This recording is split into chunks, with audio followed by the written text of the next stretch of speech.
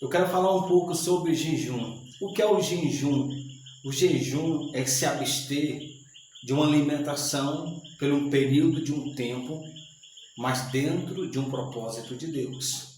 Alguns homens no Antigo Testamento foram direcionados por Deus para a prática do jejum, para uma resposta, para executar algo de Deus ou receber também. No caso de Moisés, ele passou 40 dias no Monte Sinai em jejum e ele recebeu a revelação da lei de Deus, no caso, os 10 mandamentos, as tábuas da lei. Então Moisés, ele fez esse jejum dentro de um propósito de Deus. E é isso que eu quero explicar para você, que jejum na Bíblia não é uma troca, mas é um ato de humilhação, de reconhecer o senhorio do nosso Senhor.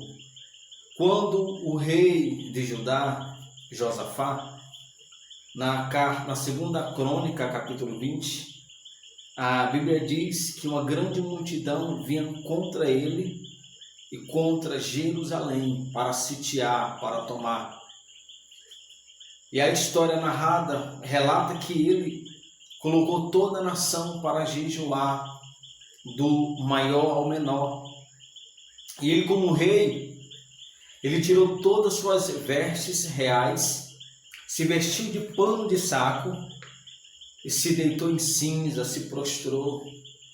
Quando o profeta Jonas foi até a cidade de Nínive, que falou para o rei que Deus iria destruir aquela cidade e que eles precisavam se arrepender, o rei acreditou na palavra de Jonas, o profeta, tirou suas vestes reais, vestiu pano de saco e se prostrou também diante do Senhor. Então o jejum no Antigo Testamento é um princípio de humilhação, não é uma troca. Sabe, Deus não vai te responder se tu fazer um jejum dentro do princípio errado. Se tu fazer um jejum para Deus te conceder algum deleite, para satisfazer a tua vontade, não faça. Faça um jejum dentro de uma direção do Senhor, dentro de um objetivo específico. Outra coisa importante, esses grandes homens que fizeram jejuns prolongados, fizeram na direção do Senhor. Porque o corpo humano pode passar até uma semana sem comer, mas não pode passar 3 dias sem beber água. Então um jejum prolongado só pode ser feito se Deus falar com você. Se houver uma revelação de Deus, aí você faz.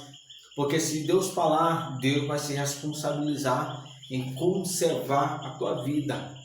Mas se você não fizer na direção de Deus, você vai ter complicações com os rins e com o resto do seu corpo todo. Então não é necessário fazer um jejum na direção de Deus.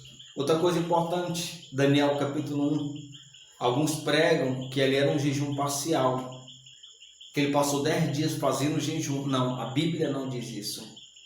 A Bíblia diz que ele falou com o chefe da cozinha para apenas se alimentar de legumes e beber água. Mas por que Daniel fez isso? Daniel é judeu e ele conhece a Torá, a lei de Moisés. Ele conhece todo o Pentateuco.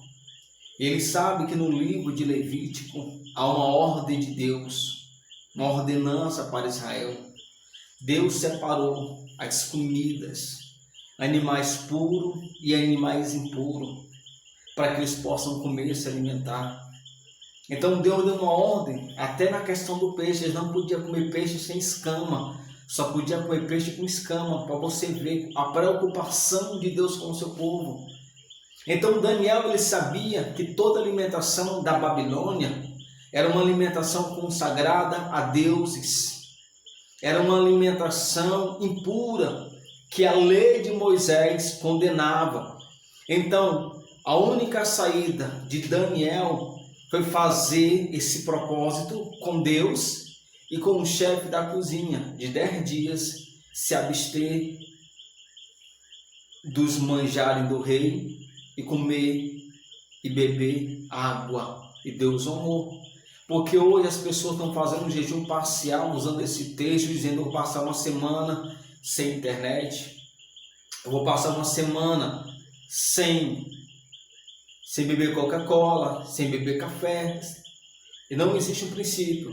Alguns acreditam no jejum parcial, usam esse texto, a minha opinião, porque o jejum na Bíblia é se abster de alimentação, é um ato de humilhação, como fez a rainha Esther, convocou os judeus que estavam cativos com ela para livrar o povo que estava ameaçado de morte, e Deus honrou. Então veja que toda vez que alguém no Antigo Testamento fez o jejum, eles renunciaram a se alimentar de uma forma a qual Deus se agradasse. Então esse é o princípio de jejum no Antigo Testamento.